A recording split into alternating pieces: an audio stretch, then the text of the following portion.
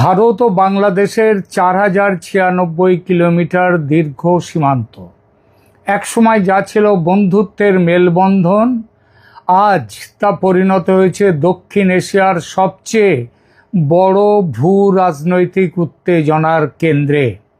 BSF ও বিজিবির মুখোমুখি অবস্থান, অনুপ্রবেশকারীদের পুশব্যাক আর সেই সাথে সীমান্তে নতুন করে তৈরি হওয়া কাঁটাতারের বেড়া, সব মিলিয়ে পরিস্থিতি আজ বারুদের স্তূপে পরিণত হয়েছে। আজকের এই আলোচনায় আমরা খতিয়ে দেখব কেন দুই দেশের সীমান্ত আজ এক চরম সন্ধিক্ষণে দাঁড়িয়ে, কেন মনে হচ্ছে আমরা একটি অলিখিত কিন্তু নিশ্চিত যুদ্ধের দিকে এগিয়ে চলেছি। বর্তমান পরিস্থিতির মূলে রয়েছে পুশব্যাক বিতর্ক। একদিকে ভারত তার অভ্যন্তরীণ নিরাপত্তার খাতিরে অনুপ্রবেশকারীদের, তাও তাদের সংখ্যাটা কম নয়, কমপক্ষে 2 কোটি এবং ঊর্ধ্বপক্ষে 3 কোটিও ছাড়িয়ে যেতে পারে, এই বিরাট সংখ্যক বাংলাদেশি অনুপ্রবেশকারীদের ফেরাতে বদ্ধপরিকর ভারত। অন্যদিকে বাংলাদেশের বর্তমান শাসকরা তাদের গ্রহণ করতে নারাজ। আমরা জানি যে এই নারাজ হওয়ার পেছনে অনেক বাস্তবিক কারণ আছে। যে দেশ এমনিতেই চরম দারিদ্র্যের মধ্যে রয়েছে, যাদের এই মুহূর্তে সেইভাবে মানুষের খাদ্য, বস্ত্র, বাসস্থানের তেমন করে সুযোগ করে দিতে পারছে না, নানান অসুবিধে রয়েছে তাদের খাদ্যের সব কিছু দিক দিয়ে, তার উপরে 2.5 থেকে 3 কোটি মানুষকে যদি নিতে হয়, তাহলে তাদের নানা রকম অসুবিধে, তারা আরও বিপর্যস্ত হয়ে যাবে। শুধু তো 3 কোটি মানুষের জন্যে কয়েকদিন আগে ভারতের পররাষ্ট্র দপ্তর থেকে বলেছে যে আজ থেকে 5 বছর আগে মানে শেখ হাসিনা তখন ছিলেন, তখন থেকে 2860 জন মানুষের একটা তালিকা বাংলাদেশের কাছে পাঠিয়ে দেওয়া হয়েছে তাদেরকে গ্রহণ করবার জন্যে, নিয়ে যাওয়ার জন্যে। বাংলাদেশ তার উত্তর আজ অবধি দেয়নি। দিলে মুশকিল আছে। এই তালিকাটা এই ভিত্তিতে একবার গ্রহণযোগ্য বলে তারা ধরে নিলে তারপরেই এই তালিকাতেই তো আর শেষ নয়, এবং এটা তো সবে শুরুও নয়, একেবারে শুরুরও আগের মাত্র 2860। এরপরে একটা বিরাট সংখ্যক মানুষের লিস্ট চলে আসবে। তো এই দুই অনমনীয় অবস্থানের কারণে বিএসএফ ও বিজিবি আজ সরাসরি মুখোমুখি দাঁড়িয়ে গেছে। কিন্তু এর চেয়েও ভয়ঙ্কর হলো এর সামাজিক প্রভাব। বাংলাদেশে কমতে কমতে যে 1.5 কোটি হিন্দু এখনো অবশিষ্ট আছে, তারা মুখোমুখি হয়েছে এক তীব্র আতঙ্কের। আর সেই 1947 সালের পর থেকে দীর্ঘ প্রায় 8 দশকের অভিজ্ঞতায় যা দেখা গেছে, এরকম একটা পরিস্থিতির উৎপত্তি হয় আর হিন্দুরা আতঙ্কিত হয়ে দেশ ছাড়ে। এবারও এই পরিপ্রেক্ষিতে হিন্দুরা আতঙ্কিত হয়ে আবার দেশ ছাড়তে শুরু করেছে। তবে এবার দেশ ছেড়ে ভারতে চলে আসাটা সহজ নয়। আগে দেশত্যাগ করে আসা হিন্দুরা সীমান্তে বাধা পেত না, এখন পাচ্ছে। এখন ভারত সম্ভবত বুঝিয়ে দিতে চাইছে, ওরা হিন্দু হলেও তোমার দেশের নাগরিক, ওদের রক্ষণাবেক্ষণ করতে আইন অনুযায়ী তোমরা বাধ্য, আর সেই দায়িত্ব পালন করতে হবে তোমাদের। যেমন ভারত তার সংখ্যালঘু মুসলিম নাগরিকদের জীবন জীবিকার দায়িত্ব নিয়ে এসেছে, নিচ্ছে, তেমন তোমাদেরও নিতে হবে তোমাদের দেশের সংখ্যালঘু হিন্দুদের দায়িত্ব। যদি না পালন করো সে দায়িত্ব, তাহলে কি করা হবে এবার? এতদিন সেটা করা হয়নি, সেটাও সম্ভবত ঠিক করেছে এবার ভারত। সেই ঠিক করাটা কি বলবো, তবে এখন নয়, আলোচনার শেষে। যা বলছিলাম, সীমান্তের পশ্চিমবঙ্গ পারে ভিড় জমাচ্ছে অনুপ্রবেশকারী বাংলাদেশিরা দেশে ফিরবে বলে, স্বেচ্ছায় নয়, ভয়ে। বিএসএফ তাদের তুলে দেবে বিজিবির হাতে, কিন্তু বিজিবি, বাংলাদেশ বর্ডার গার্ডস, তারা সহজে নিতে চাইছে না। তাদেরকে, নিজের দেশের মানুষকে তৈরি করছে নানান অজুহাত। আর সীমান্তের বাংলাদেশ পারে অনেক জায়গায়, বিশেষ করে নদিয়ার সীমান্তবর্তী অঞ্চলে ভিড় করে রয়েছে বাংলাদেশের বহু হিন্দু পরিবার। তারা অনুপ্রবেশকারী নয়, স্বদেশে অত্যাচারের ভয়ে, আতঙ্কে ভারতে পালিয়ে আসতে চাইছে। যেমনভাবে 1971-এ পালিয়ে এসেছিল বেশিরভাগ হিন্দু, সঙ্গে সামান্য কিছু মুসলিম, কিন্তু বিএসএফ এবার তাদের আসতে দিচ্ছে না। ভারতে বাংলাদেশি অনুপ্রবেশকারী হটাওয়ের পাল্টা হিসেবে বাংলাদেশি মুসলিম মৌলবাদীরা হুমকি দিচ্ছে সে দেশের হিন্দুদের দেশ ছাড়ার জন্য। এই গোষ্ঠীগুলির হুমকি এবং বিক্ষিপ্ত কিছু আক্রমণের ঘটনা আগুনের স্ফুলিঙ্গের মতো কাজ করছে। এর ফলে মানুষ ভিটে মাটি ছেড়ে ভারতের দিকে চলে আসার জন্য জমায়েত হচ্ছে অনেক জায়গায়।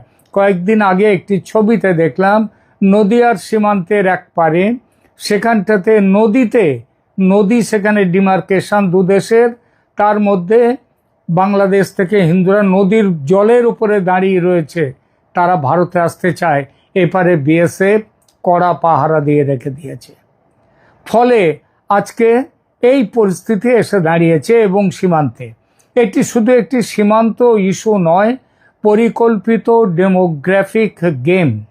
সংখ্যাটা লক্ষ্য করুন, ভারতে বাংলাদেশি অনুপ্রবেশকারী মুসলিমের সংখ্যা 2 কোটির ওপর, আবার বাংলাদেশের সংখ্যালঘু হিন্দুদের সংখ্যা 1.5 কোটির ওপর। 2001 সালে অটল বিহারী বাজপেয়ী একটা রাস্তা খুঁজতে চেয়েছিলেন, মিডল পাথ।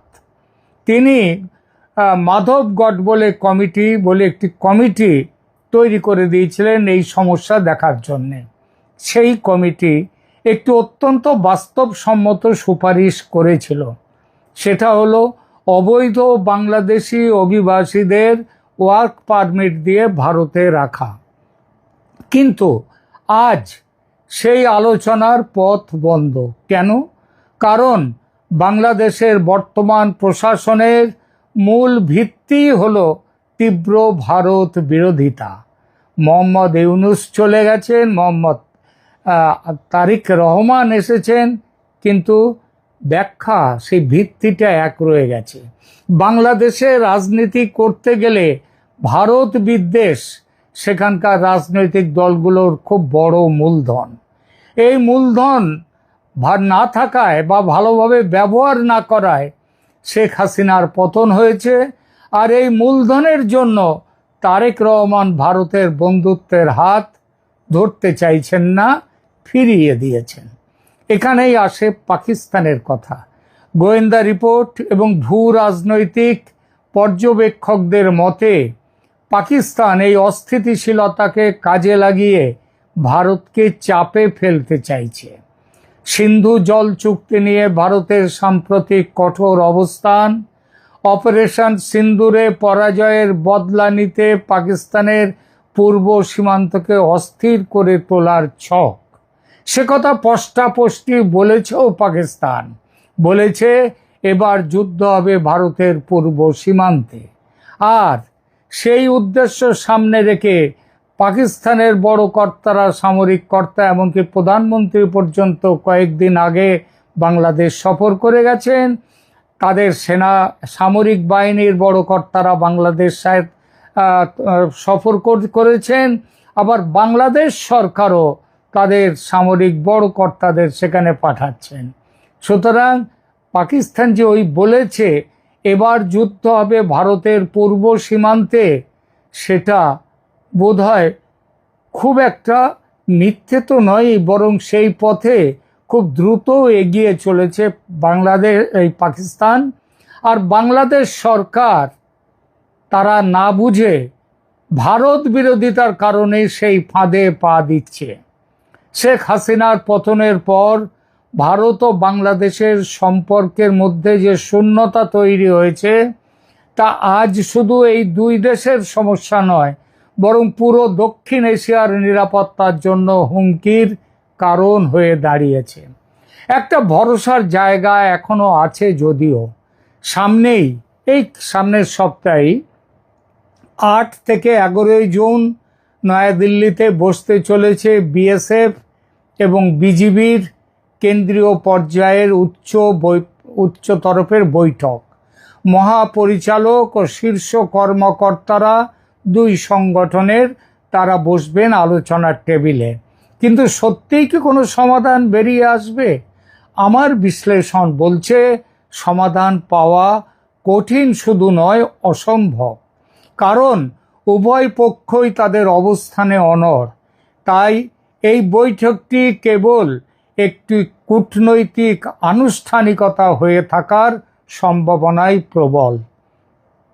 আর যদি এই বৈঠকে কোনো রফাসূত্র না মেলে, তবে সীমান্তে সংঘাতের তীব্রতা বাড়ার সম্ভাবনা ভয়ঙ্কর। 90% এটি অপারেশন সিন্দুরের মতো কোনো পরিস্থিতি কি তৈরি করতেই পারে। ভারত যে আর কোনো নরম অবস্থানে থাকবে না, তা দিল্লির সাম্প্রতিক পদক্ষেপগুলো দেখিয়ে দিয়েছে। এই খবরও আসছে দিল্লির রাজনৈতিক সূত্র থেকে, বাংলাদেশের হিন্দুদের যদি এবার গ্রহণ করে ভারত, তবে তাদের জনসংখ্যার আনুপাতিক হারে বাংলাদেশের ভূমির দখল নেবে ভারত। অর্থাৎ বাংলাদেশের 17 কোটি জনতার যদি 1.5 কোটি চলে আসে, তাহলে সেই পরিমাণ, ওই 1.5 কোটির পরিমাণের আনুপাতিক হারে বাংলাদেশের ভূমির দখল নেবে ভারত। এমন কথাও আসছে বর্তমানের সঙ্গে পুরনো বকেয়া হিসাবও মিটিয়ে নিতে এবার পারে ভারত। এছাড়া ভারত সরকার এখন তার উত্তর পূর্বাঞ্চলীয় নিরাপত্তা এবং ভারতের অখণ্ডতা রক্ষায় জিরো টলারেন্স নীতিতে অটল। তাদের কাছে এটি কেবল আর সীমান্ত ইস্যু নয়, এটি জাতীয় অস্তিত্বের প্রশ্ন। অন্যদিকে বাংলাদেশের বর্তমান শাসকরা তাদের রাজনৈতিক অস্তিত্ব টিকিয়ে রাখতে ভারত বিরোধিতাকে হাতিয়ার করেছেন। বাংলাদেশের হিন্দুরা তাই আজ এক বিপজ্জনক মোড়ে দাঁড়িয়ে।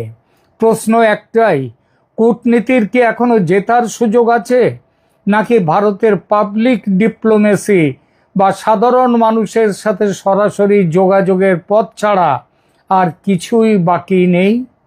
নাকি আমাদের প্রস্তুত থাকতে হবে এক অনাকাঙ্ক্ষিত সংঘাতের জন্য? প্রিয় দর্শক, আপনারা কি মনে করেন, এই পরিস্থিতি কি আলোচনার মাধ্যমে মেটানো সম্ভব, নাকি আমরা একটি বড় সংঘাতের দ্বার প্রান্তে? এই সম্ভাবনা কিন্তু এখন যত দিন যাচ্ছে তত কিন্তু একদম প্রকট হয়ে উঠছে। আর অনুপ্রবেশকারীদের নিয়ে যে সমস্যা আজ বেঁধেছে, এই সমস্যায় যদি বাংলাদেশ তাদের নিজেদের মানুষদের ফিরিয়ে না নিতে চায়, তাহলে ভারতের সামনে, আবার বলছি, সামরিক সংঘাত ছাড়া কোনো রাস্তা নেই। আর তার পাল্টা হিসাবে যদি বাংলাদেশের হিন্দুদের ওপরে কোনো রকম অত্যাচার হয়, এবার ভারত মুখ দর্শক হয়ে বসে থাকবে না এবং ওই বাংলাদেশের হিন্দুরা উদ্বাস্তু হয়ে ভারতে আসবে। আবার লাখে লাখে 1.5 কোটি। ভারত আর সেই পথে চলবে না, মেনে নেবে না। এখনকার মতো এখানেই রাখছি। ভালো থাকবেন, ধন্যবাদ।